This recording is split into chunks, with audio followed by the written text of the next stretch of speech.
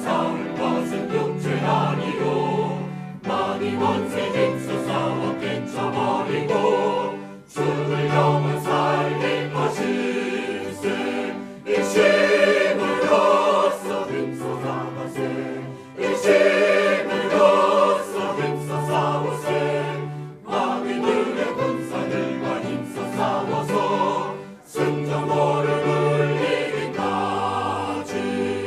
우리들의 힘은 나무새가 아니요 우리들의 가진 것은 강철 아니요 하나님께 받아가신 평화의 복을 거룩하신 말씀이로다. 일심으로써 힘써 나가세. 일심으로써 힘써 싸우세.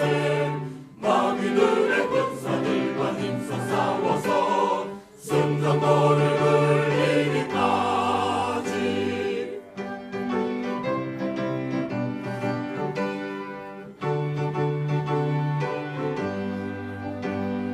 악한 마귀 죄 아무리 강할지라도 우리들의 대장 예수 앞서가시니 두려 말고 용기 있게 힘써 싸우세. 최후 승리 얻을 때까지. 일심으로써 힘써 나가세. 일심으로써 힘써 싸우세. 마귀들의 군사들과 힘써 싸워서 승전거를 울리기까지. 죄악 중에 빠진 사람 죄를 이루쳐 십자가에 달린 예수 믿기만 하면 위태한 데 빠진 영혼 구원 얻어서 천국 백성될 것이니세. 일심으로써 힘써 나가세. 일심으로써 힘써 싸우세. 마귀들의 군사들과 힘써 싸워서 승전거를 울리기까지.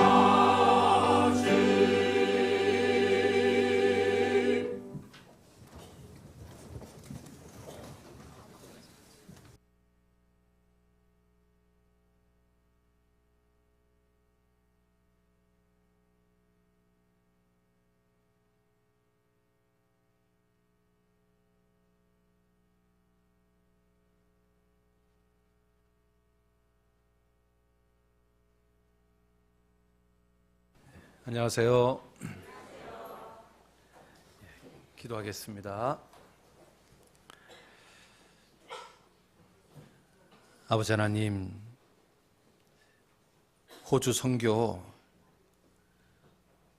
주님이 역사해 주셔서 많은 영혼들 구원받게 해주시고 또 무사히 돌아올 수 있도록 인도해 주셔서 감사를 드립니다. 무엇보다도 11월 달에 대집회를 계획하고 있습니다.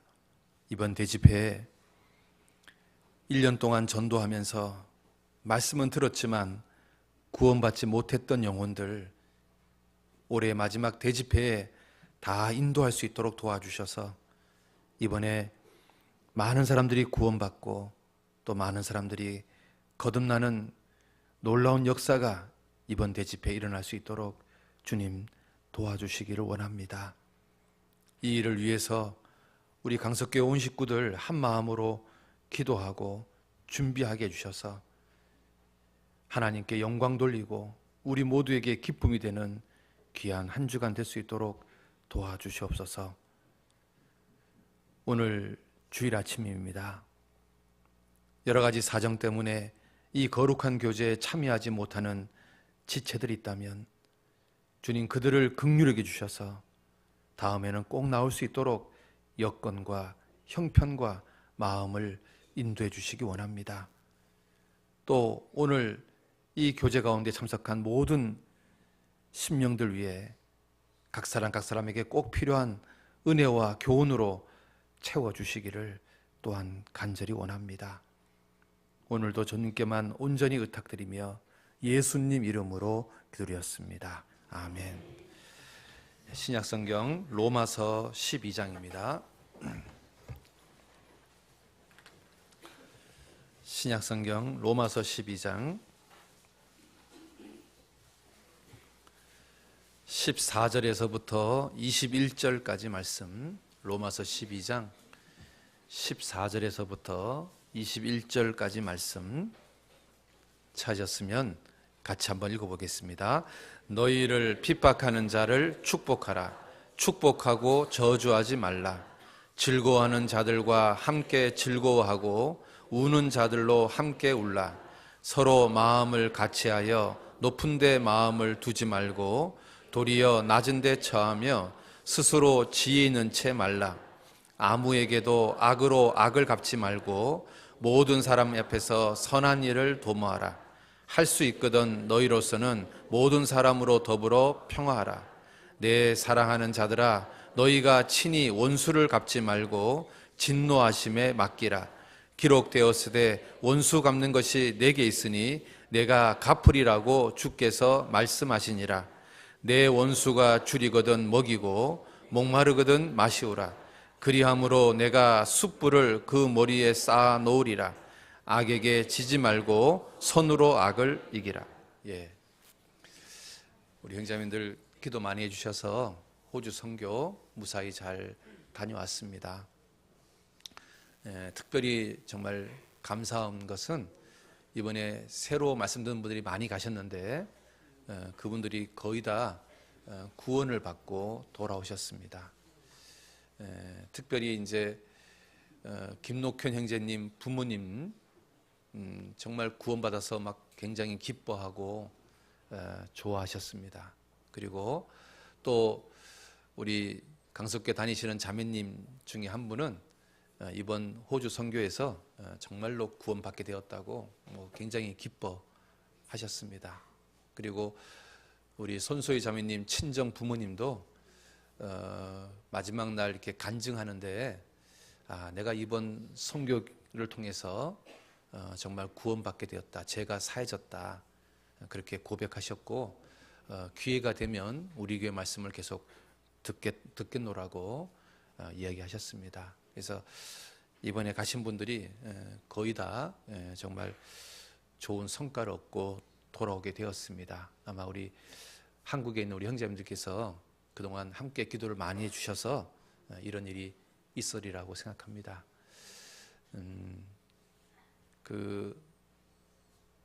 정말 신앙생활하기에 좋은 나라는 대한민국입니다. 그래서 육신적으로는 좋을 수 있지만 그러나 영적으로 풍성한 곳은 대한민국입니다. 그래서 대한민국에서 신앙생활 하시는 분이야말로 세계에서 가장 축복받은 그리스도인이라고 생각하시고 신앙생활 잘 하셨으면 좋겠습니다. 그래서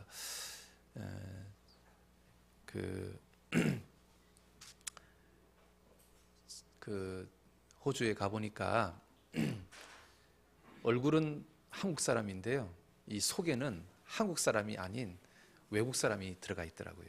그래서 이렇게 가치관 자체가 아메리칸 스타일이에요. 그러니까 개인주의죠, 개인주의. 그래서 이렇게 뭐가 이렇게 있으면 아무도 그걸 치우지 않고 청소하지 않아요. 그러니까 그게 몇 날 며칠 그대로 방치돼도 누구 하나 손대지 않아요.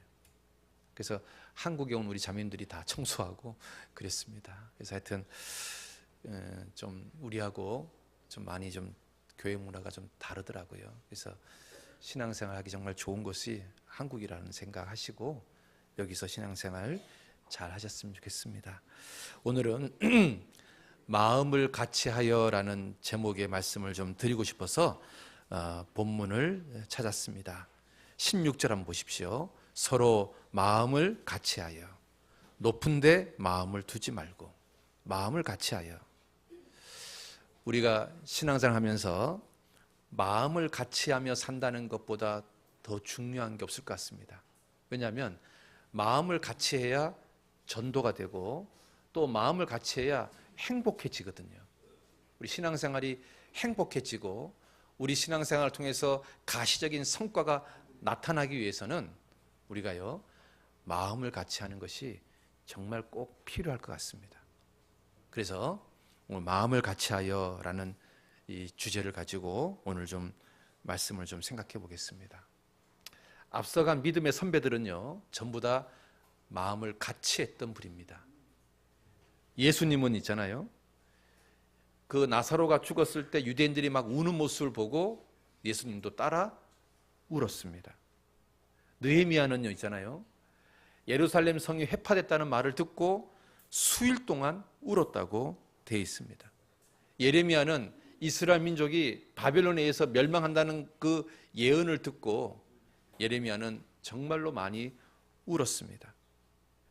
믿음의 선배들은 항상 마음을 같이 하려고 노력했다는 겁니다. 우리도 있잖아요, 신앙생활을 정말 잘할 수 있는 방법 중에 하나가 우리가 마음을 같이 할 때 가능할 것 같아요. 마음을 같이 하는 것. 영어 성경에는 하모니 이루어라, 조화를 이루어라, 사이좋게 지내라 이렇게 되어 있는데요, 여러분 킹제임스 버전은 뭐라고 되어 있냐면 the same, 똑같은 마음을 가져라. 그러니까 마음을 같이 한다는 말이 같은 마음을 가져라, 주님을 향해서. 우리가요 마음을 같이 하며 사는 것, 그게 정말 어렵지만 우리가 꼭 해야 될 주제인 것 같아요. 사도 바울은 얼마나 마음을 같이 했냐면, 누가 약하면 사도 바울은 약해졌고 누가 실족하면 사도 바울은 애타했다고 고백하고 있습니다. 그러니까 사도 바울은 항상 함께 신앙생활하는 사람들하고 마음을 같이 하려고 예를 썼습니다. 우리가요 왜 마음을 같이 해야 될까? 교회는 있잖아요, 교회는 서로 지체이기 때문에 그래요.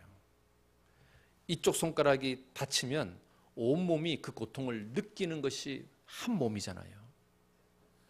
이쪽 손가락이 영광을 받으면 온몸이 함께 영광을 받아서 기뻐하는 게 한 몸이잖아요. 교회라는 것은 한 몸이기 때문에 하나님은 교회의 공동체는 마음을 같이 하는 것이 너무나 당연하다고 얘기하고 있는 거예요. 그래서요 고린도전서 12장 봅시다. 고린도전서 12장. 고린도전서 12장 26절에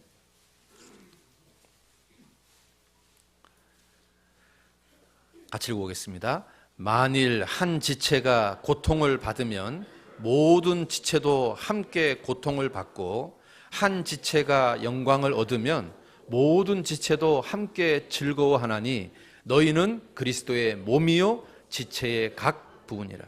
너희는 하나님의 몸이다. 하나님의 몸이다. 그러니까요 구원받은 그리스도인들은요 하나님이 우리에게 뭘 원하냐면, 너희들은 각 한 몸에 있는 각 지체이기 때문에 기뻐하는 것도 같이 기뻐해야 되고 슬퍼하는 것도 같이 슬퍼해야 되는, 마음을 같이 할 수밖에 없는 존재라는 것을 우리에게 말하고 있는 거예요. 그래서 사도 바울은 누가 약하면 내가 약하고 누가 실족하면 내가 애타했다고 고백하고 있는 거예요. 마음을 같이 하는 것. 그런데요 이 몸이, 이 손가락이요 이 몸에 붙어 있지만 고통을 느낄 수 없는 상황은 언제냐면, 이 손가락이 문둥병이 걸렸을 때는 고통을 느끼지 않습니다. 우리가 있잖아요 신앙생활을 같이 하면서 마음을 같이 하지 않는 사람들은 어떤 사람들일까? 문둥병 걸려있는 그리스도인, 다시 말하면 죄 가운데 있는 그리스도인, 구원은 받았지만 하나님과 함께하지 않는 그리스도인, 그 사람은 문둥병처럼 고통을 못 느끼는 거예요. 아픔을 느끼지 못하는 거예요. 우리가 있잖아요 교회가 마음을 같이 해야 되는 거거든요. 구원받은 그리스도인들이요 마음을 같이 해야 되거든요. 우리가 있잖아요 형제자매들이 이렇게 이제 고통을 받고 아픔을 받는데 교회가 아무 관심이 없다면 그 교회는 문둥병 걸린 교회가 되는 거잖아요. 어떤 구역 식구 중에 한 사람이 고통을 겪고 있는데 그 구역 식구들이요 거기에 대해서 아무 관심이 없다면 그 구역은 문둥병이 걸려있는 구역이 되는 거잖아요. 한 가족에 아버지가 아픈데, 엄마가 아픈데, 또는 자녀가 아픈데 그 나머지 가족들이요, 그 가족의 아픔에 대해서 전혀 아픔을 느끼지 않는다면 그 가족은 문둥병 걸린 가족이 되는 거잖아요. 우리가요, 한 몸이기 때문에 마음을 같이 해야 되는 거죠. 자, 그런데 여기서 이제 누가 이제 고통을 당했을 때 우리는 있잖아요, 너무 쉽게 속단하고 판단하는 경향이 있다는 거예요. 정말 그 사람의 고통을 그냥 느껴주고 함께 해주면 좋은데 그 사람한테 설교를 하려고 하고 그 사람을 정죄하려고 하고 그 사람을 판단하려고 하다 보면 오히려 있잖아요, 위로가 아니라 더 상처를 주는 거죠. 왜냐하면 우리가 그 사람의 상황을 내가 직접 경험해 본 적이 없기 때문에 그 사람 입장을 내가 100% 이해하기가 어렵거든요. 형제자매님들이요, 전도인의 입장을 생각합니다 그렇게 말할지 모르지만 여러분, 죽었다 깨어나도요, 여러분은 전도인 입장을 이해할 수 없어요. 전도인이 안 되면. 여러분 있잖아요, 과부가 어렵다고 하잖아요. 아이고, 당신 정말 힘들겠어요.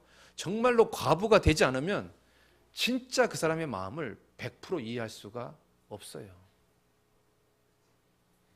우리가 그 사람의 상황에 정말로 처해 있지 않으면 그 사람이 얼마나 아프고 얼마나 고통스러운지를 우리가 100% 이해할 수가 없어요.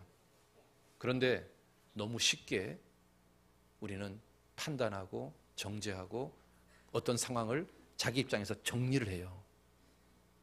그러면 그 사람을 위로하는 게 아니라 그 사람에게 진짜로 상처를 주거든요. 예수님이요, 제 아들을 모아놓고 너희들 다 나를 버릴 거다, 나를 다 배신할 거다 그랬더니 베드로가 뭐라고 말하냐면, 예수님, 다른 사람은 다 배신하고 떠나도 나는 버리지 않겠습니다. 나는 떠나지 않겠습니다. 나는 이 인간들하고 다릅니다. 그런데 여러분 있잖아요, 공개석상에서 예수님을 3번이나 부인한 사람은 그렇게 큰 소리 쳤던 베드로예요. 우리가요, 나 같으면 나는 그렇게 안 할 거야, 나 같으면 나는 절대로 그렇게 안 할 거야, 그렇게 말하는 것이요, 그게 어려운 이야기인 거예요. 그게 함부로 말할 수 있는 내용이 아닌 거예요. 그 욥이요, 고통을 막 받고 있는데 욥의 친구들이 와가지고 욥을 나름 위로합니다. 위로하면서 뭐라고 말하냐면, 나 같으면 하나님께 기도하겠다. 그 사람은 욥의 상황을 경험해 본 적이 없거든요. 욥기 5장 한번 봅시다. 욥기 5장.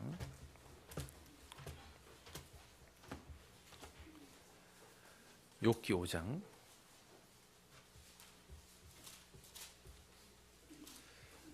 욥기 5장 8절입니다. 욥기 5장 8절 같이 한번 읽어볼까요? 나 같으면 하나님께 구하고 내 일을 하나님께 의탁하리라. 여기요, 나 같으면. 이게 지금 엘리바스가 욥한테 지금 권면한다고 하는 말인 거예요. 나 같으면 하나님께 기도하겠다. 그리고 네 모든 일을 하나님께 맡기겠다. 여러분, 이 말이 욥에게 위로가 될까요? 욥에게 상처가 될까요? 이 엘리바스는 욥이 당하는 고난을 겪어본 적이 없거든요. 하루아침에 전 재산이 날아가는 일을 겪어본 적이 없거든요. 하루아침에 자기 자식들이 다 죽는 일을 경험해 본 적이 없거든요. 하루아침에 머리부터 발끝까지 온몸에 악창이 나는 것을 경험해 본 적이 없거든요. 이 욥은 지금 한순간에 이 3가지를 다 겪은 거예요. 한순간에 재산이 다 날아가고, 한순간에 자식들이 다 죽고, 한순간에 머리부터 발끝까지 악창이 난 거예요. 그런데 이 세 가지 중에서요, 한 가지도 경험한 적이 없는 엘리바스가 지금 위로한다고 하는 말이 나 같으면. 여러분, 이 말이 사실은 자기 과신이 들어있는 말인 거예요. 자기가 실제로 그 삶을 경험해 본 적이 없으면서, 자기가 실제로 그런 고통에서 이겨본 적이 없으면서 그냥 말로 나 같으면, 우리가요 그럴 수 있는 거예요. 여러분 있잖아요, 우리 자신을 과신하면 안 돼요. 많은 사람들이 있잖아요, 우리가 아담 때문에 이렇게 죄인이 됐고, 아유 정말 나 같으면 내 선악과 안 먹을 텐데. 그런데 있잖아요, 100% 사람들이요 그 상황이 되면 선악과를 먹어요. 그래서 하나님께서요 온 인류의 운명을 아담의 허리에다가 두신 거예요. 왜? 하나님 보실 때 아담만 선악과를 먹는 게 아니라 지구상의 모든 사람들이요 선악과를 먹을 거라는 것을 정확하게 아셨거든요. 그러니까 우리가요 아담을 판단할 수가 없다니까. 나 같으면 내 선악과 안 먹을 텐데. 아니에요. 우리도 선악과를 먹어요.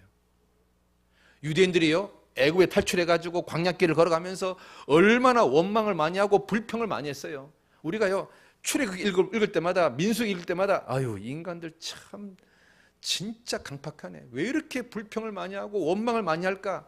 그런데요 여러분이 만약에 그 광야길을 걸어간다면 우리도 마찬가지일 거예요. 유대인들은 출애굽해서요 3일 동안은 불평 안 했거든요. 3일이 지나서 불평했거든요. 우리는 아마 하루만 지나면 불평할걸요. 우리가 있잖아요, 나 같으면 난 저렇게 안 살 텐데. 그게요 속단할 수 있는 게 아니에요. 우리 다 그런 사람들인 거예요. 우리 모두가 있잖아요 그렇게 강한 사람들이 아닌 거예요. 성경은 우리 인간에 대해서 뭐라고 말하냐면, 너는 넘어지는 담과 흔들리는 울타리 같은 존재라고 말하고 있거든요. 시편 62편 한번 볼까요? 시편 62편 3절입니다. 시편 62편 3절 같이 한번 읽어볼까요? 넘어지는 담과 흔들리는 울타리 같은 사람을 죽이려고 너희가 일제히 박격하기를 언제까지 하려느냐. 지금 다윗이요 자기 자신을 말하는 거예요. 나는 넘어지는 담 같은 사람이다. 흔들리는 울타리 같은 존재다. 여러분 우리 모두가 그래요. 울타리 있잖아요. 나무로 된 울타리 흔들면요 그냥 흔들리잖아요. 허술하게 세운 담 있잖아요. 밀면 그냥 넘어지잖아요. 사람들이 그렇다 그 말이에요. 어떤 사람도 자기 자신을요 과신할 수 없는 거예요. 누구든지 흔들릴 수 있고 넘어질 수 있는 거예요. 그래서 있잖아요 우리가 마음을 같이 하려고 할 때 조심해야 될 게 뭐냐면, 누가 고통을 받고 있다, 누가 아픔을 겪고 있다, 누가 어려움을 겪고 있을 때 너무 쉽게 있잖아요, 나 같으면 난 그렇게 안 해. 그런 말을 함부로 해서는 안 된다는 거예요. 왜냐하면 내가 그 상황에 처해 있으면 나는 그 사람보다 더 흔들리고 더 넘어질 수 있거든요.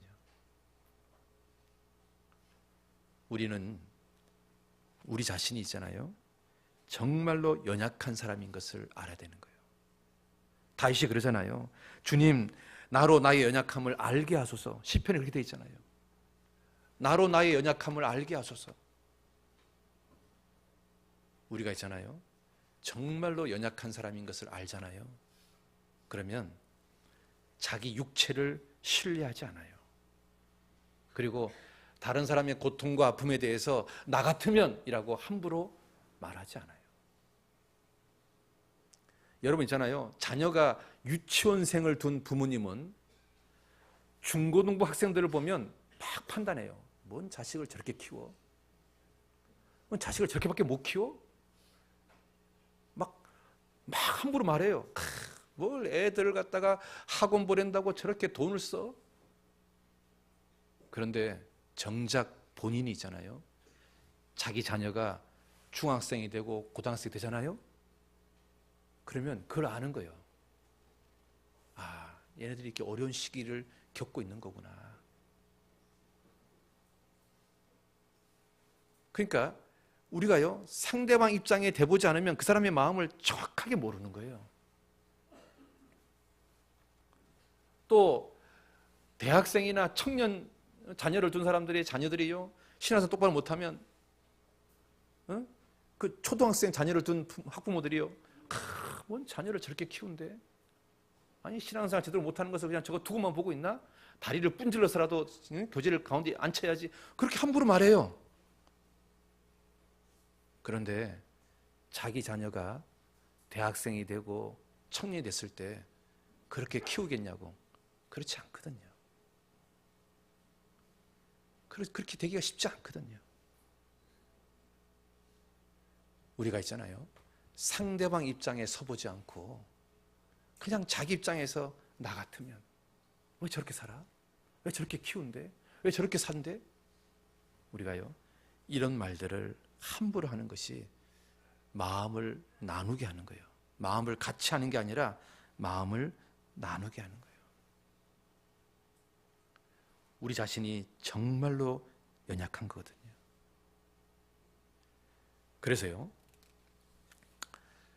우리가 마음을 같이 하는, 정말 마음을 같이 하는 것이 우리 시대에 너무 중요해요. 그래서 성경에서요 내가 마지막으로 말하노니 마음을 같이 해라. 내가 너희들한테 마지막으로 말하노니 마음을 같이 해라. 이런 성경 구절이 굉장히 많다는 거 아세요? 한번 보실래요? 고린도후서 13장 봅시다. 고린도후서 13장 11절. 고린도후서 13장 11절. 자, 지금 뭐라고 시작하고 있습니까? 마지막으로 말하노니 형제들아 기뻐하라. 온전케 되며 위로를 받으며 마음을 같이하여 평안할지어다. 또 사랑과 평강의 하나님이 너희와 함께 계시리라. 거룩하게 입맞춤으로 서로 원하노라. 이 고린도 전서 후서를 쓰면서 사도 바울이요 이제 마지막으로 고린도 교회 성도들에게 하고 싶은 말이 뭐냐면 내가 마지막으로 말한다. 너희들 마음을 같이 해라. 마음 좀 같이 해라. 원 마인드가 되어라. 하나의 마음이 되어라. The same mind, 같은 마음.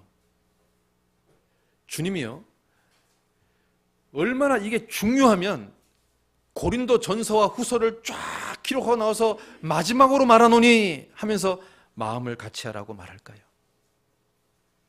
베드로 전서 보시죠. 베드로 전서 거기도 이렇게 되어 있습니다. 베드로 전서 3장 8절.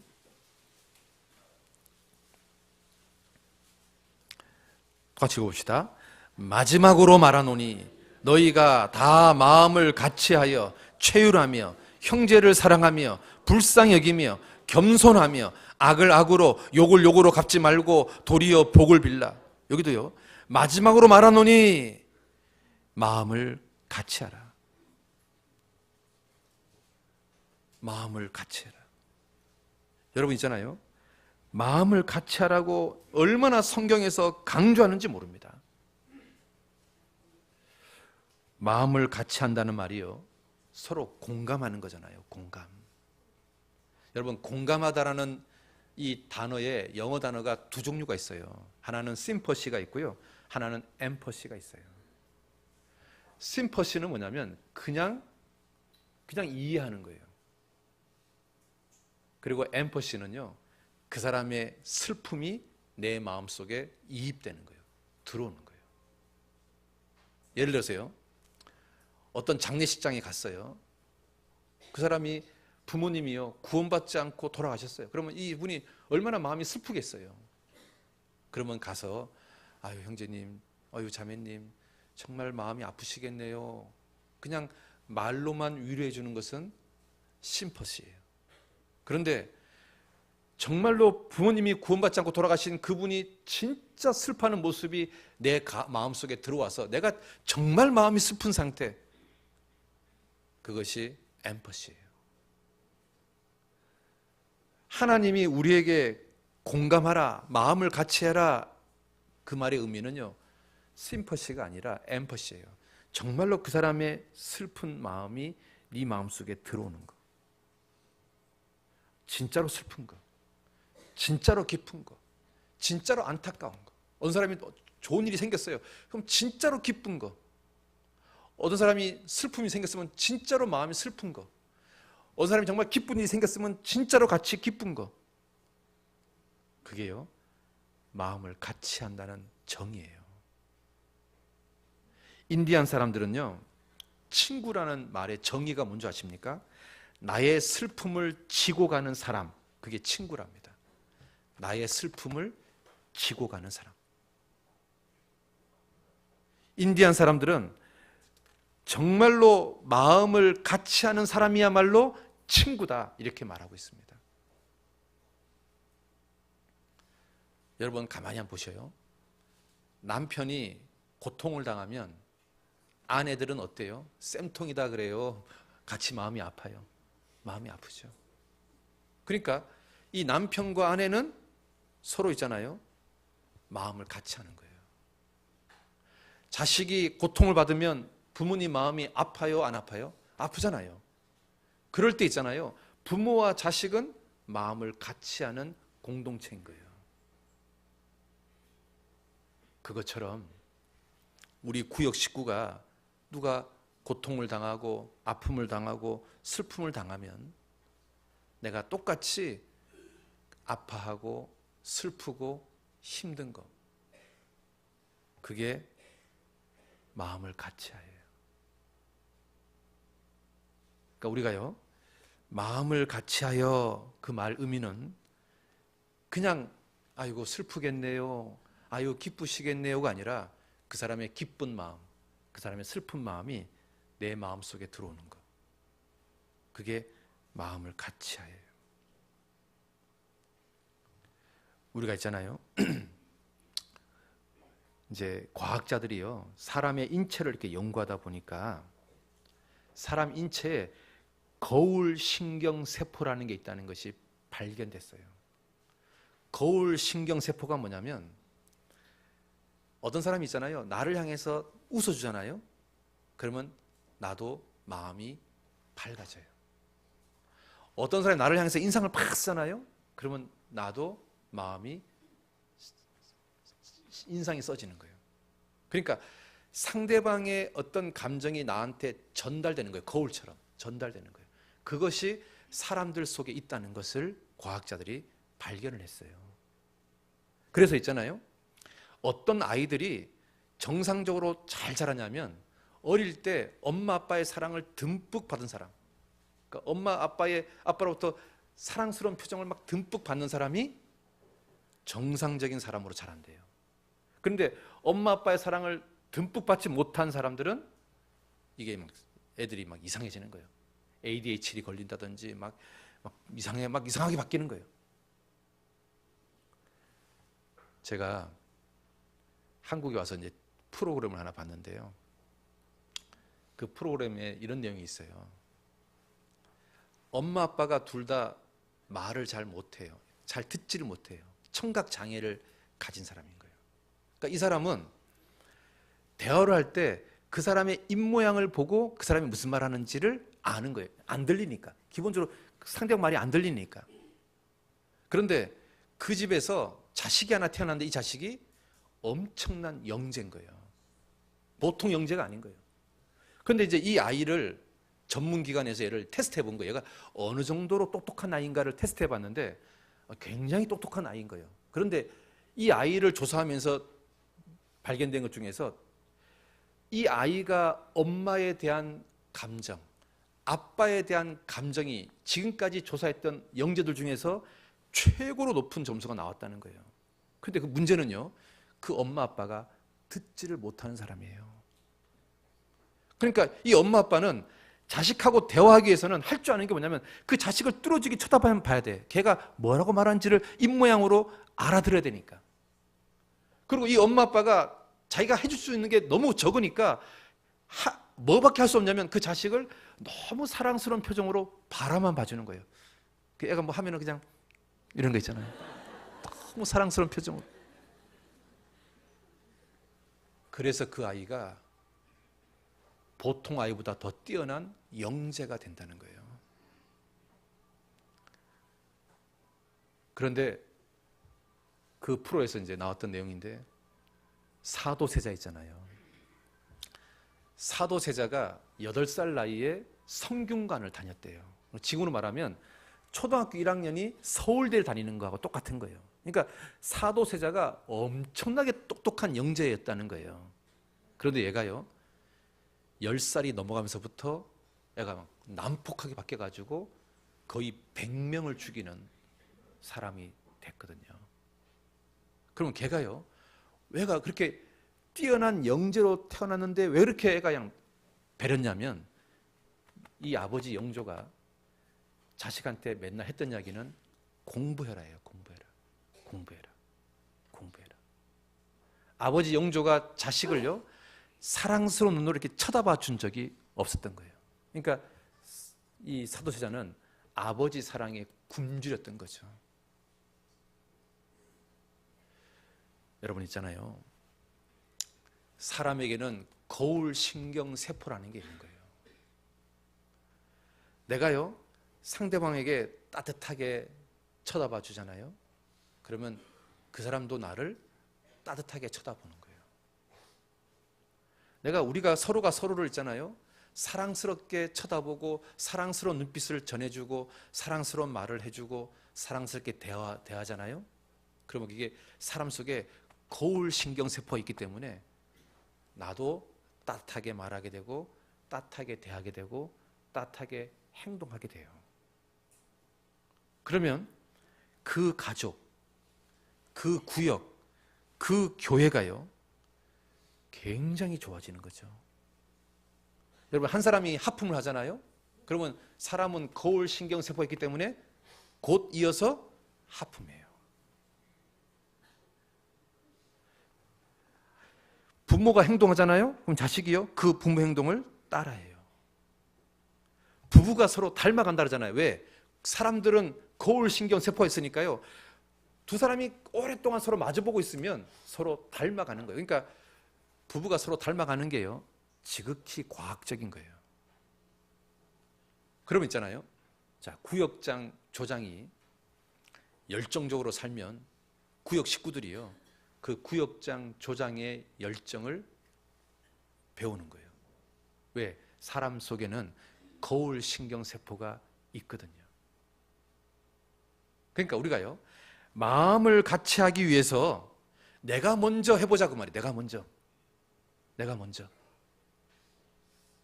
내가 먼저 따뜻하게 말하고 따뜻하게 미소 짓고 따뜻하게 인사하고 따뜻하게 손 내밀고, 그러면 우리들의 마음이 하나가 되는데 굉장히 도움이 되는 거예요. 그런데 있잖아요, 탁 쳐다봤는데 인상 팍 쓰는 거예요. 꼴보기 싫다 이거죠. 띠껍게 탁.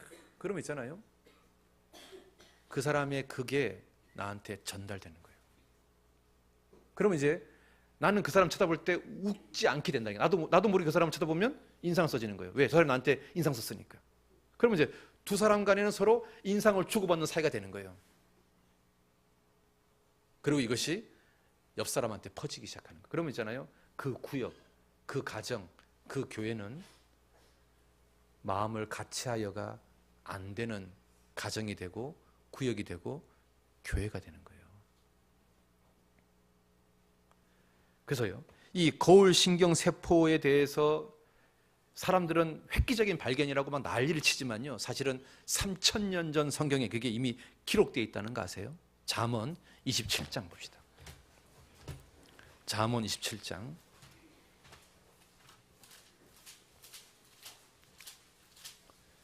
잠언 27장 19절에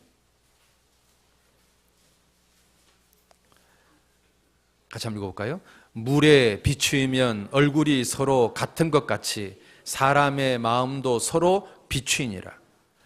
여러분 있잖아요, 이게 영어 성경에는 뭐라 되어 있냐면 Man's heart reflect, 사람의 마음이 다른 사람에게 리플렉트 된다, 이게 전달된다, 반영된다 그 말이거든요. 여러분 있잖아요, 이게 지금 3000년 전 성경인데 사람의 마음이 다른 사람한테 리플렉트 된다, 반영된다, 이게 거울 신경세포의 존재를 얘기하는 거거든요. 우리가 있잖아요, 마음을 같이 하기 위해서 꼭 필요한 것 중에 하나가요, 내 마음이 상대방에게 반영되니까 내가 상대방을 사랑하는 마음을 가지려고 노력하는 게 필요한 거죠. 그래야 마음이 같이 될 수 있죠. 자꾸 용서해 주려고 하고 용납해 주려고 하고 참아 주려고 하고 그러면 있잖아요, 그게 그 사람 마음에 전달되는 거예요. 그래, 부족해도 참아주자. 마음에 안 들어도 참아주자. 하는 집 봐서는 진짜 꼴보기 싫지만은 참아주자. 이런 거 있잖아요. 예? 그러면 그게 마음이 전달되는 거예요. 전달. 그래야 그 교회가, 그 구역이, 그 가정이요, 마음이 하나가 되는 거예요. 그럴 때 마음에 평강이 생기고 기쁨이 생기고 그리고 결실이 생겨요. 열매가 생긴다고.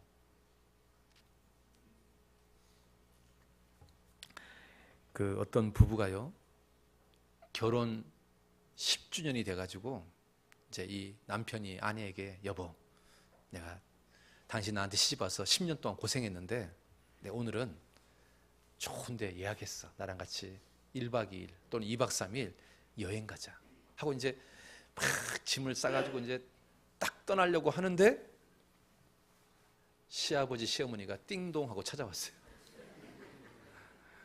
여러분 어떨까요? 이런 상황이면 어떨까요? 아마 가장 돌아버리는 분은 아내일 거예요.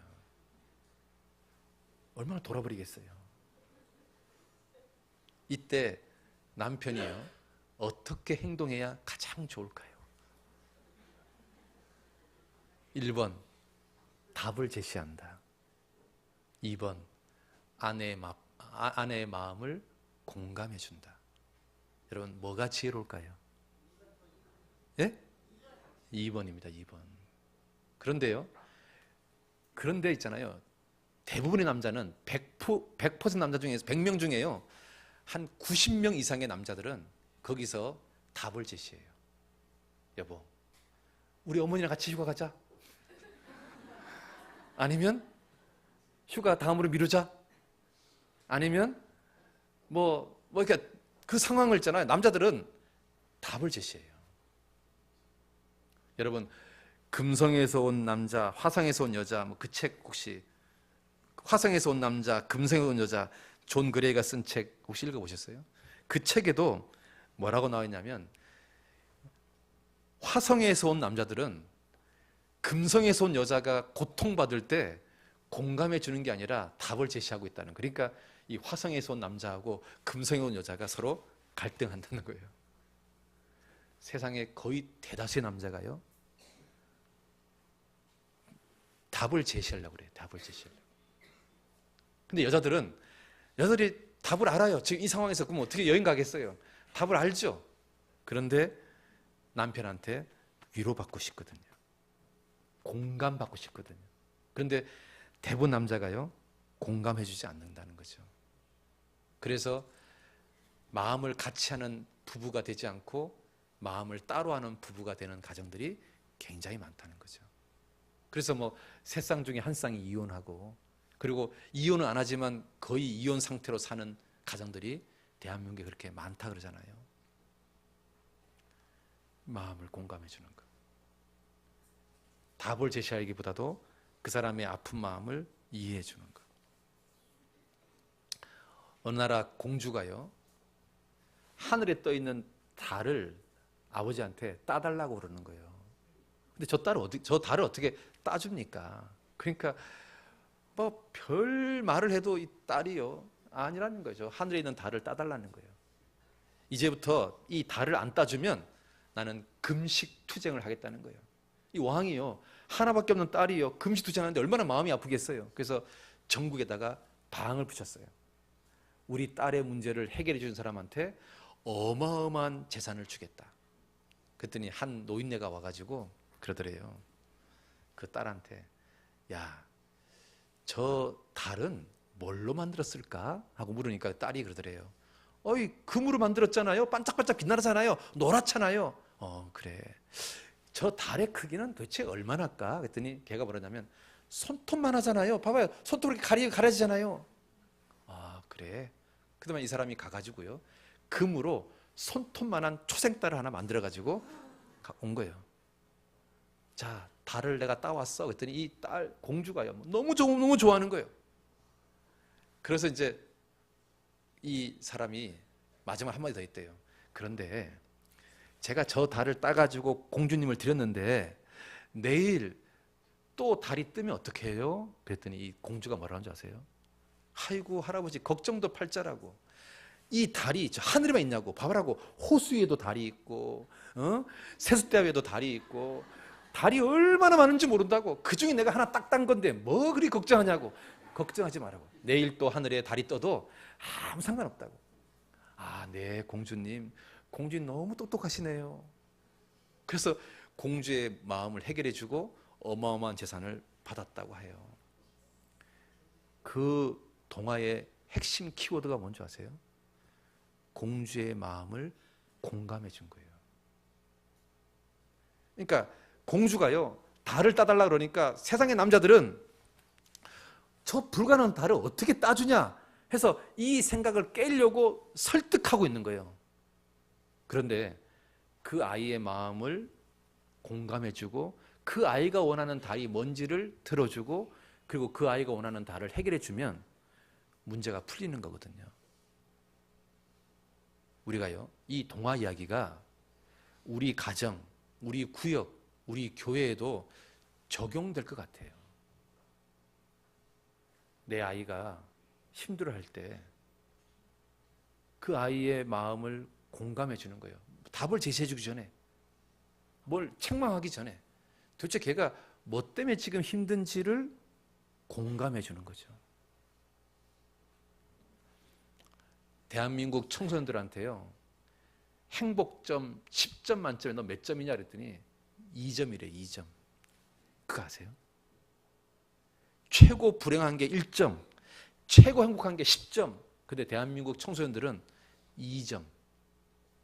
정말로 힘들대요. 자기가 무슨 공부하는 기계도 아니고 그렇게 공부해도 좋은 대학을 못 가고 설령 좋은 대학을 가도 좋은 회사 취직을 못 하고. 대한민국 청소년들이요, 자기 인생의 미래가 너무 암울해 보인대요. 그래서 자기는 정말로 불행하대요. 그러면 10점 만점에 2점이라고 말하는 대한민국 청소년들한테 우리 부모들이요, 그들의 마음을 공감해 주지 않고 그냥 공부해 이래버리면 이제 문제가 이제 심각해지는 거죠. 그러면 이제 영조 임금이 사도 세자 하나 만드는 것처럼 내가 영조 임금 역할을 하는 거죠. 여러분, 구역도 마찬가지예요. 내가 구역장이에요. 내가 조장이에요. 내가 또는 교회학교 부장이에요.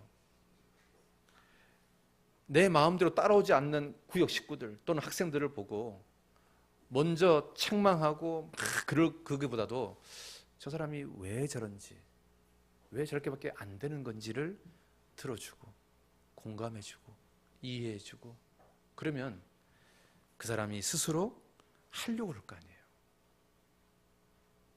우리가요, 마음을 같이 하기 위해서 필요한 게 그 사람의 마음을 먼저 공감해 주는 거죠. 왜 그 사람이 힘든지, 왜 그 사람이 괴로운지. 그래서 마음을 같이 해서 복음을 전하는. 자, 그런데 우리가 어떤 부분에서 마음을 같이 해야 될까? 첫 번째는요, 주님과 마음을 좀 같이 해야 될 것 같아요. 주님과. 그 주님과 마음을 같이 한다는 말을 성경은 뭐라고 말하냐면 주님과 동행한다 이렇게 말합니다. 주님과 동행하는 삶. 그러면 주님과 동행하려면 주님의 마음이 나타난 것이 성경책입니다. 우리가요, 날마다 성경을 가까이 하는 게 주님과 마음을 같이 하는 방법인 거예요. 그렇지 않습니까? 내가 성경을 읽지 않으면서 나는 주님과 동행한다, 주님과 마음을 같이 한다, 그건 완전히 거짓말인 거예요. 말씀이 곧 하나님이시니까 주님과 마음을 같이 하고 싶다면, 주님과 동행하기를 원한다면 우리가요 매일같이 꼭 해야 될 것이 뭐냐면 성경 읽는 거예요. 성경 읽는 거. 여러분 창세기 한번 봅시다. 창세기 5장. 창세기 5장 24절.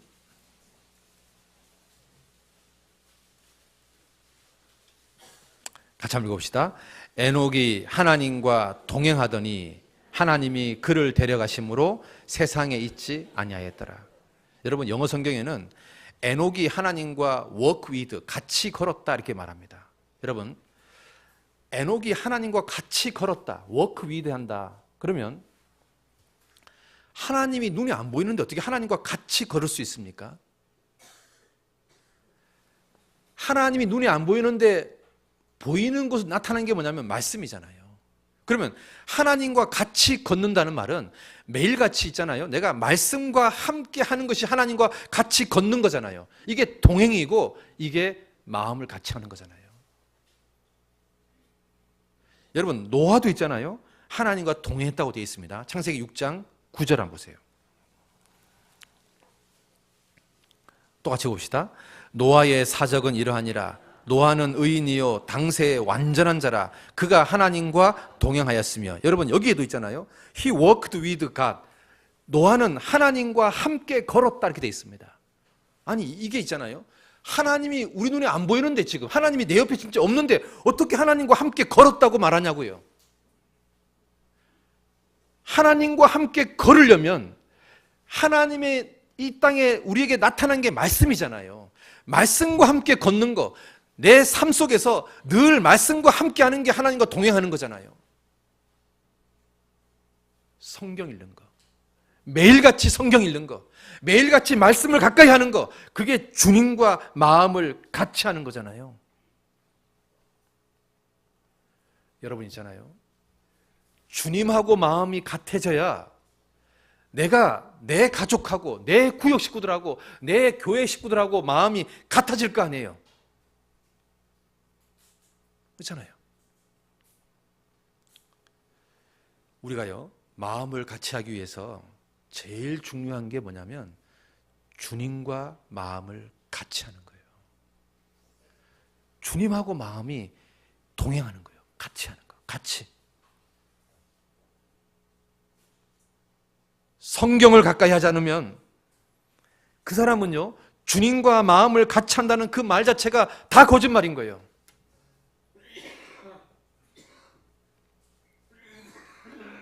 성경 좀 읽읍시다. 성경. 매일같이 말씀 좀 읽읍시다. 하루도 빠짐없이 매일같이 성경 좀 읽으세요. 그러면 주님이요 그 사람을 이렇게 평가할 겁니다. 누구누구는 주님과 함께 동행했다. 그렇게 말할 겁니다. 에녹은 하나님과 함께 동행하더니 하나님이 데려가셨다. 얼마나 멋있습니까? 누구누구는 하나님과 동행하더니 하나님이 그를 데려가셨다. 얼마나 멋있는 말입니까? 여러분, 하나님과 함께하는 것, 하나님과 동행하는 것, 하나님과 워크 위드, 같이 걷는 것, 그것은요 말씀으로 하는 거예요. 말씀으로.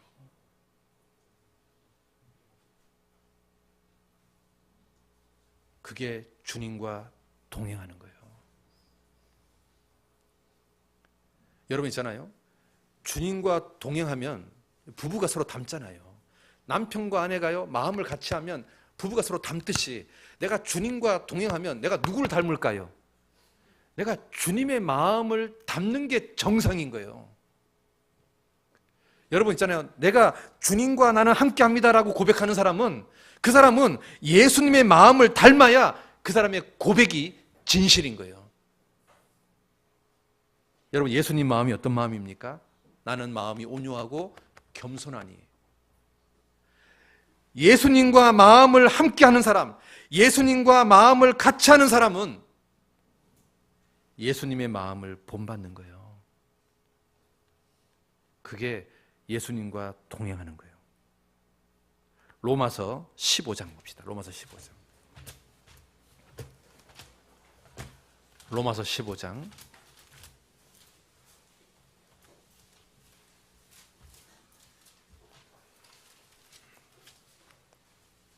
5절 6절. 로마서 15장 5절 6절 같이 한번 읽어봅시다. 이제 인내와 안위의 하나님이 너희로 그리스도 예수를 본받아 서로 뜻이 같게 하여 주사 한 마음과 한 입으로 하나님 곧 우리 주 예수 그리스도의 아버지께 영광을 돌리게 하려 하노라. 여기 보세요. 우리가요, 성격도 다르고 생긴 것도 다르고 또 근본이 죄씨인 우리가 어떻게 마음이 하나가 될 수 있냐고요. 그것은요, 우리가 각자가 예수님을 본받을 때 우리가요 하나가 되는 거예요. 그 5절에 이렇게 돼 있잖아요. 그리스도 예수를 본받아. 주님을 본받으면 6절에 한 마음이 되고 한 입이 된다 그 말이잖아요. 우리 각자가요 예수님을 본받지 않으면 우리가 한 마음이 될 수가 없는 거예요. 내가 주님과 동행한다 그 말은요, 주님을 본받는 삶을 살겠다는 말이잖아요. 주님을 본받는 것이 겸손과 온유잖아요. 내가 더 온유해지려고 노력하고, 내가 더 겸손하려고 노력하고, 내가 그 예수님의 온유와 예수님의 겸손을 배우려고 노력하잖아요. 우리 각 사람이 그렇게 노력하잖아요. 그러면요, 우리 하나가 됩시다 말 안 해도요 하나가 되는 거예요. 그런데 왜 하나가 안 되냐면, 누군가가 예수님 마음을 본받지 않으니까, 누군가가 교만해지고 누군가가 예수님하고 다른 마음이 되니까 그 사람하고 마음이 하나가 안 되는 거예요. 그러니까 불협화음이 생기는 거예요. 갈등이 생기고 분열이 일어나고 균열이 생기고. 우리 각자가 예수님 마음을 본받으려고 노력하잖아요. 우리가 다른 사람 안 쳐다봐도 돼요. 내 각자가요 예수님 마음을 본받으려고 노력하면 우리는요 자동적으로 하나가 돼 있어요. 왜? 나도 예수님 마음, 너도 예수님 마음, 우리도 예수님 마음이니까요 당연히 하나가 되죠. 그런데 나도 예수님 마음, 너도 예수님 마음인데 쟤는 예수님 마음이 아니면 그러면 하나가 안 될 거 아니에요. 우리가요 주님과 동행한다 그 말은요 예수님 마음을 본받는 거예요. 예수님처럼 겸손해지려고 노력하고, 예수님처럼 온유해지려고 노력하고, 그럴 때 마음이 하나가 되는 거예요. 그럴 때 있잖아요 신앙의 친구가 되는 거예요. 예수님하고 친구가 되는 거예요. 여러분 있잖아요 하나님이 아브라함을 하나님의 벗이라고 말했잖아요. 왜? 아브라함이 주님을 닮으려고 애를 쓰니까 주님하고 친구가 되는 거잖아요. 다윗을 보고 다윗은 내 마음에 합한 자라고 그러잖아요. 왜? 다윗이요 예수님 말씀대로 살려고 노력하니까 예수님 마음하고 하나가 되니까 합한 자가 되는 거잖아요. 그게 친구 아닙니까?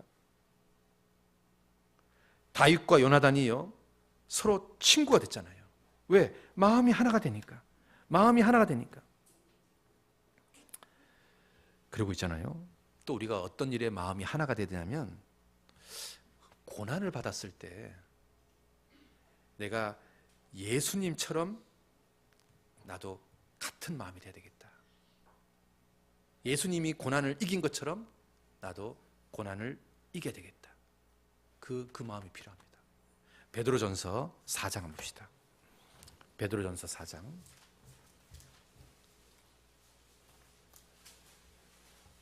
1절입니다. 베드로전서 4장 1절.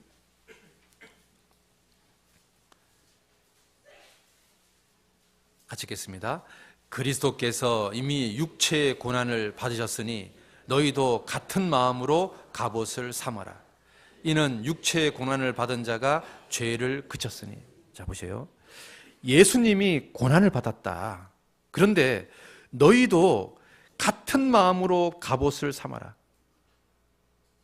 이게 뭐냐면 예수님과 똑같은 태도를 취해라 그 말이에요. 여러분 이 NIV 성경에는 이렇게 되어 있습니다. The same attitude. attitude가 태도거든요.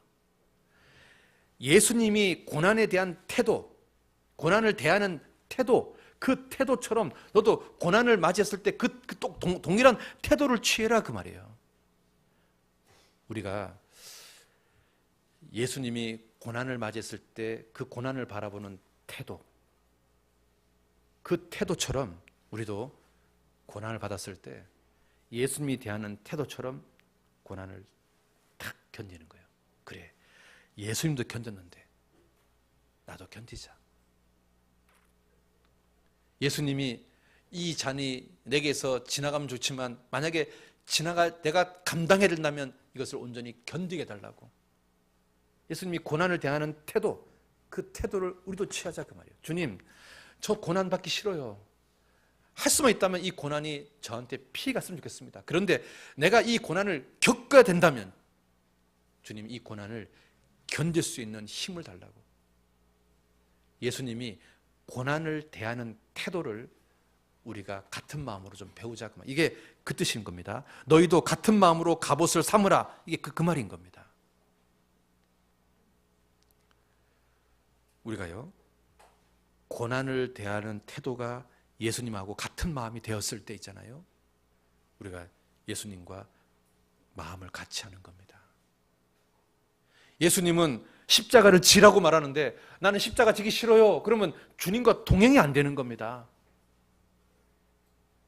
네가 이 땅에서 걸어가는 길은 광야길이다. 너가 진짜 안식을 누릴 곳은 이 세상이 아니라 죽은 건너편 천국이다. 그런데 우리는 이 세상에서 안식을 누리려고 하면 주님과 동행하는 것이 아닌 거죠. 주님하고 안 맞잖아요. 내가 주님과 동행한다면, 주님과 같은 길을 걸어간다면 고난을 대하는 태도도 주님처럼 돼야 될 거 아니에요. 그래야 주님하고 동행하는 거죠. 주님하고 마음을 같이 하는 거죠. 그래서 있잖아요, 고난이 생겼을 때 주님처럼, 주님 이 잔을 피할 수만 있다면 피하게 해주십시오. 그런데 내가 이 잔을 마셔야 된다면 이 잔을 감당할 수 있게 해달라고. 그것이 고난을 대하는 그리스도인의 태도예요. 그럴 때 예수님하고 마음이 같이 되는 거예요. 마음을 같이 하여. 우리 주님하고 마음을 같이 해야 되지 않습니까? 자, 그리고요, 이제 우리 그리스도인들끼리 이제 마음을 같이 해야 될 것 중에 하나가 뭐냐면 기도 있잖아요. 기도에 마음을 같이 해야 됩니다. 사도행전 1장입니다. 사도행전 1장 14절입니다.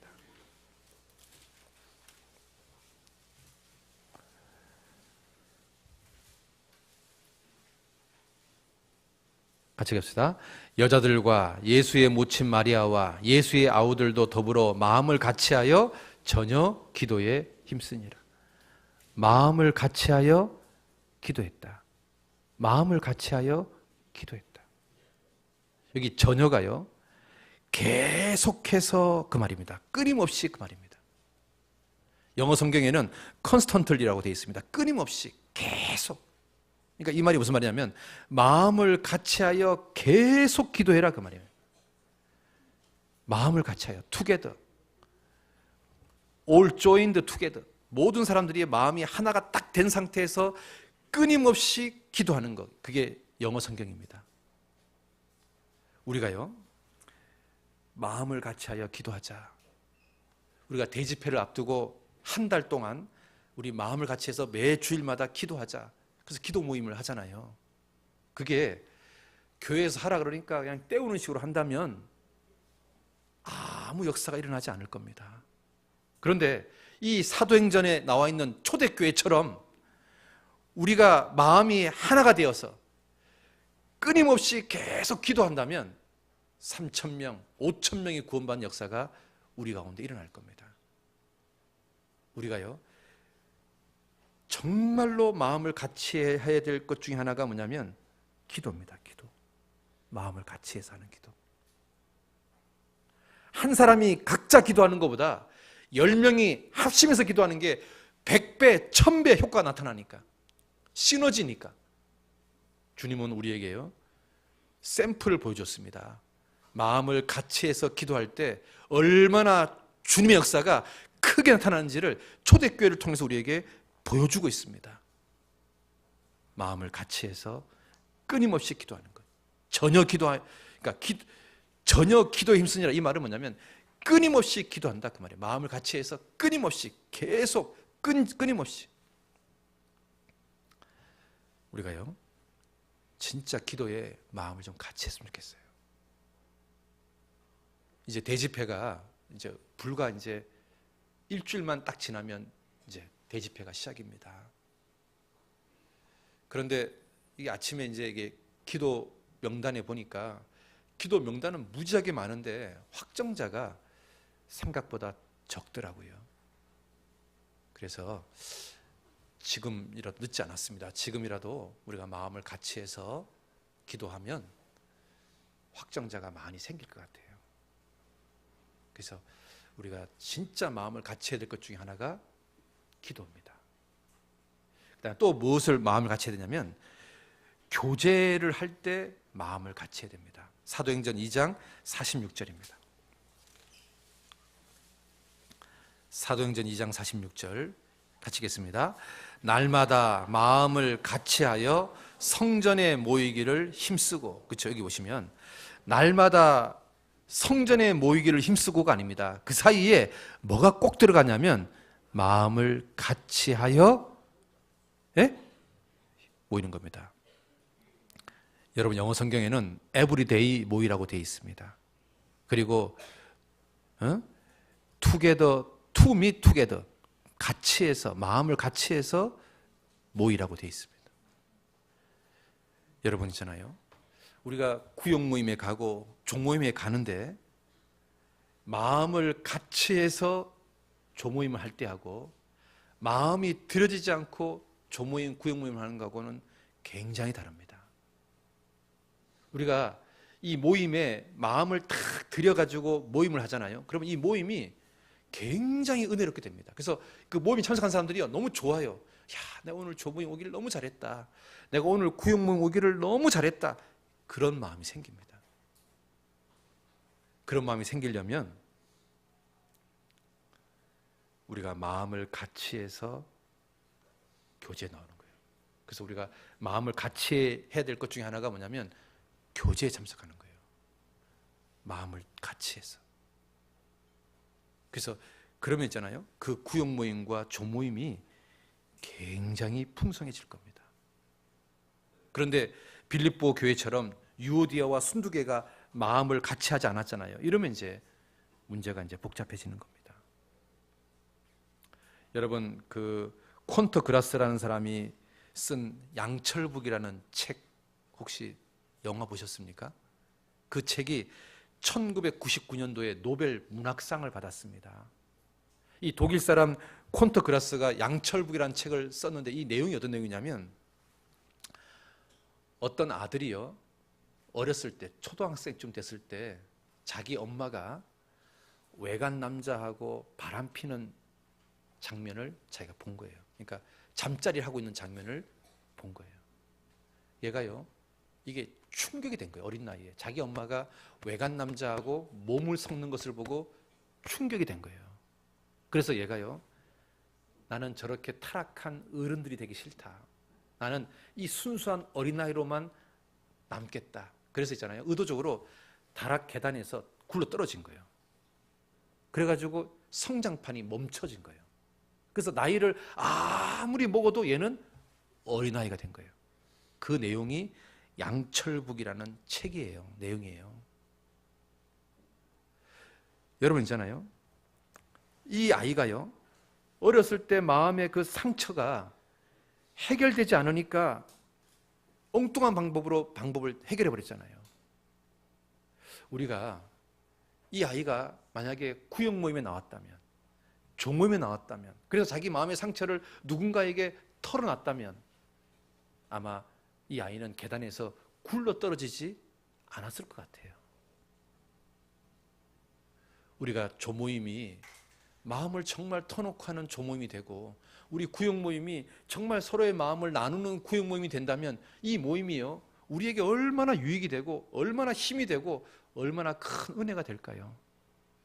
그런데 한 달에 한 번 하는 반상회처럼 그냥 형식적으로 아이고 또 구역 모임 됐네? 구역 모임하고 아이고 조모임 됐네? 조모임하고 그런다면 그 교제는 아무 유익이 없을 거 아니에요. 마음을 나누는, 마음을 터놓는, 마음을 같이 하는, 정말 내 마음을 나누는, 내 마음 속에 있는 것을 교제 속에서 내놓는, 그래서 그 교제 가운데서 간증한 걸 가지고 돌아서서 손가락질하지 않는, 판단하지 않는, 내가 교제 속에서 내가 솔직하게 간증했는데 돌아서서 나를 갖다가 판단하는 말이 들린다, 나는 이제 다시는 교제에서 내가 간증하지 않으리라, 그러면 이제 그건 교제가 아니죠. 마음을 나누는, 서로 마음을 주고받는 그런 교제가 될 수 있도록 우리가 좀 노력한다면 그게 얼마나 좋을까요? 그 다음에 있잖아요, 전도 또는 교회 일에 마음을 같이 하는 거예요. 빌립보서 2장입니다. 빌립보서 2장 2절입니다. 같이 봅시다. 마음을 같이하여 같은 사랑을 가지고 뜻을 합하여 한 마음을 품어 아무 일이든지 다툼이나 허용으로 하지 말고 오직 겸손한 마음으로 각각 자기보다 남을 낮게 여기고 각각 자기 일을 돌아볼 뿐더러 각각 다른 사람 일을 돌아보아 나의 기쁨을 충만케 하라. 여기 보면 마음을 같이해서 교회 일을 하자, 마음을 같이해서 교회 일을 하자. 우리가 전도 집회가 있다 그러면 마음을 같이 하는 거예요. 무슨 교회 어떤 행사가 있다 그러면 마음을 같이 해서 하는 거예요. 그랬을 때 성령의 역사가 나타날 거 아니에요. 우리가 마음이 따로인데 성령의 역사가 나타날 리가 없잖아요. 우리가 마음을 하나로 모았을 때 성령의 역사가 나타날 거 아니에요. 그래서요, 우리 일주일 후에 올해 마지막 대집회가 있습니다. 그 대집회에 마음을 좀 같이 했으면 좋겠습니다. 그래서 마음을 드리는 거죠. 내가 한 주간 한 영혼 구원받기 위해서 내가 마음을 같이 하는 거죠.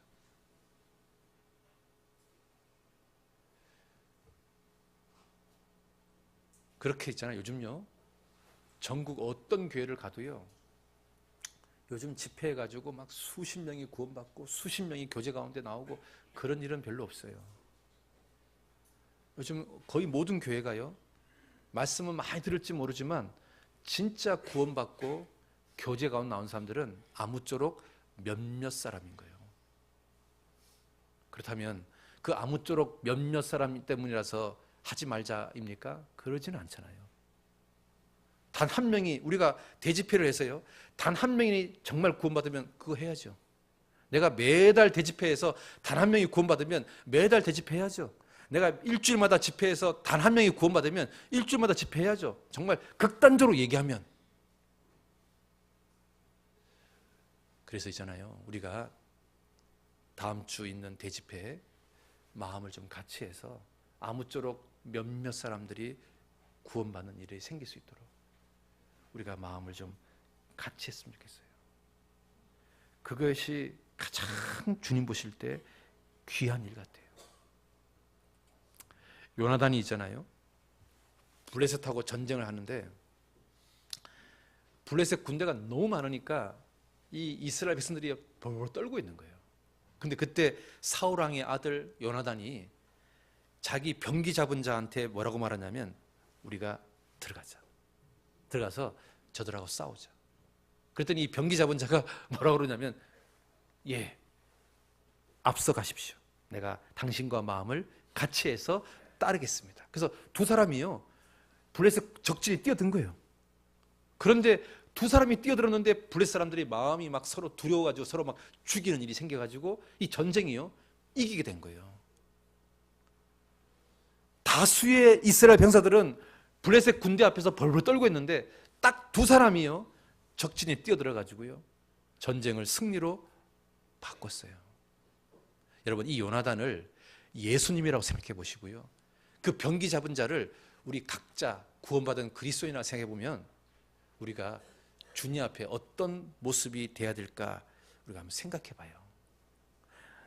사무엘상 14장입니다. 사무엘상 14장. 사무엘상 14장 7절입니다. 사무엘상 14장 7절.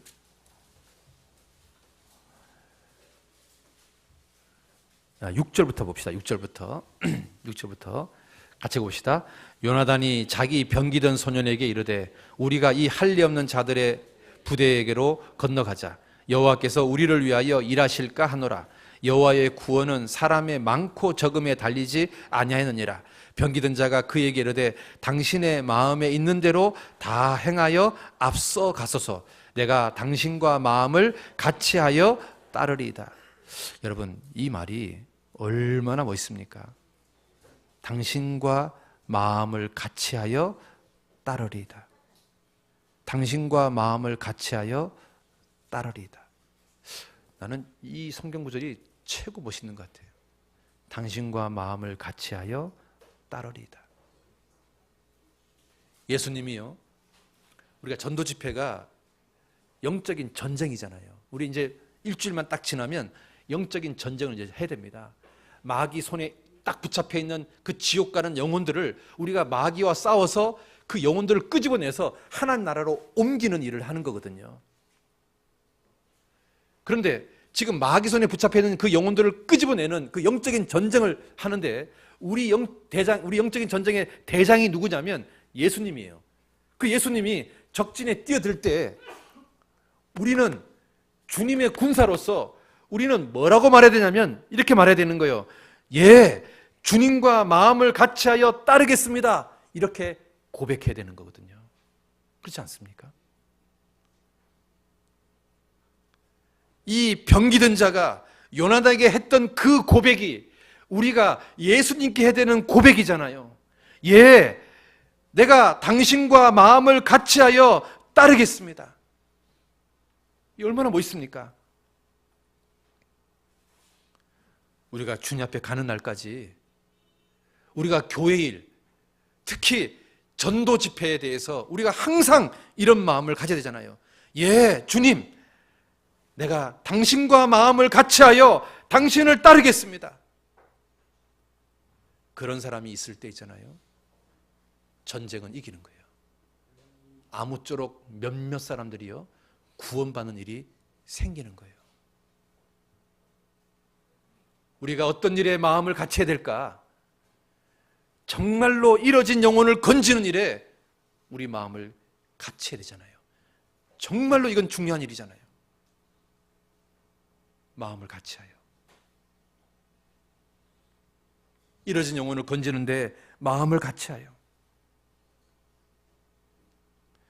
여러분 마음속으로 이 병기든 자가 요나단한테 고백했던 고백이, 여러분 있잖아요, 주님께 한번 그런 고백했으면 좋겠어요.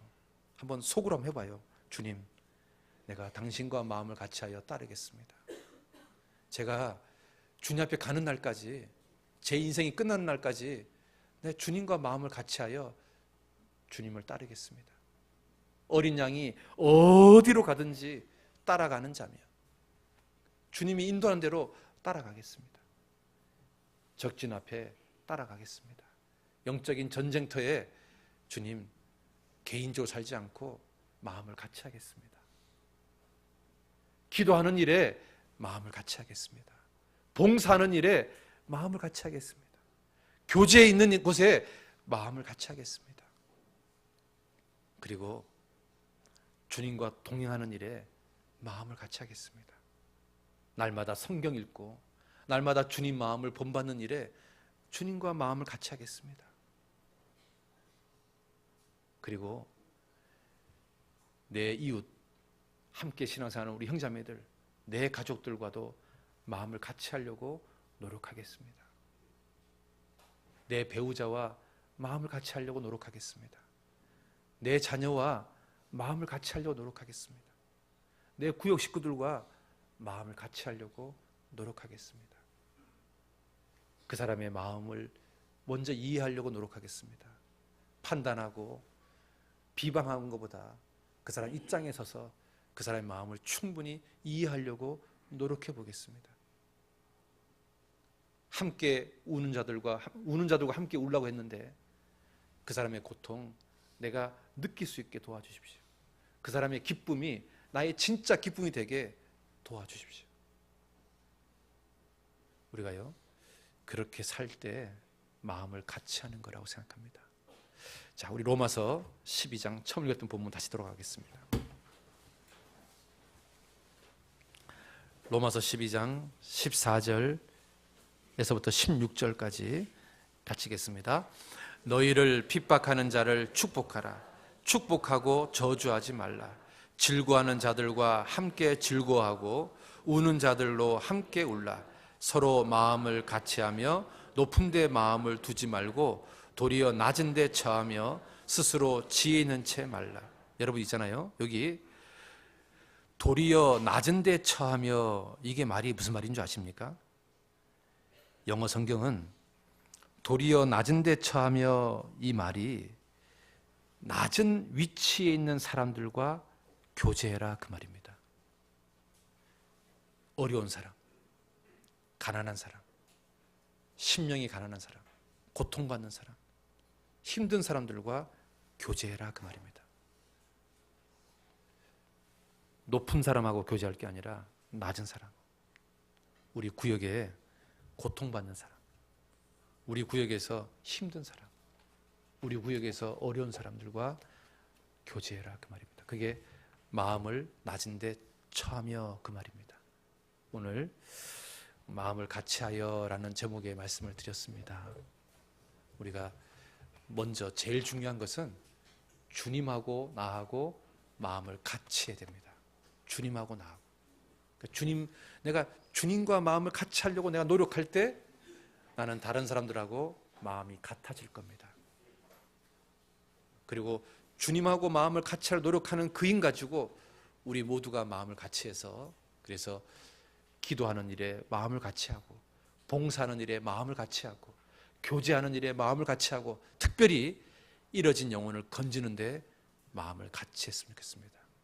우리 다음 주에 올해 마지막 대집회입니다. 그 대집회에 우리 마음을 같이 해서 아무쪼록 몇몇 사람들이 확실히 구원받는 역사가 일어날 수 있도록 함께 했으면 좋겠습니다. 기도하겠습니다.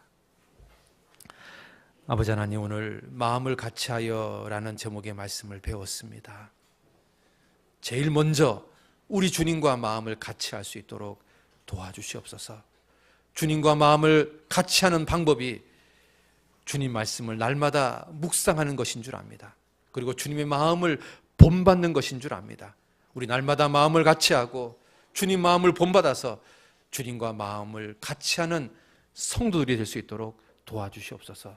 그래서 그 힘 가지고 이제 기도에도 마음을 같이하고, 봉사에도 마음을 같이하고, 교제에도 마음을 같이하고, 특별히 이뤄진 영혼을 건지는 그 전도 집회에도 우리 마음들이 같이 할 수 있도록 역사해 주시옵소서. 그래서 정말 주님께서 우리 강석교회와 함께 하시고 강석교회를 통해서 주님께서 영광 받으시기를 간절히 원합니다. 예수님 이름으로 기도드렸습니다. 아멘.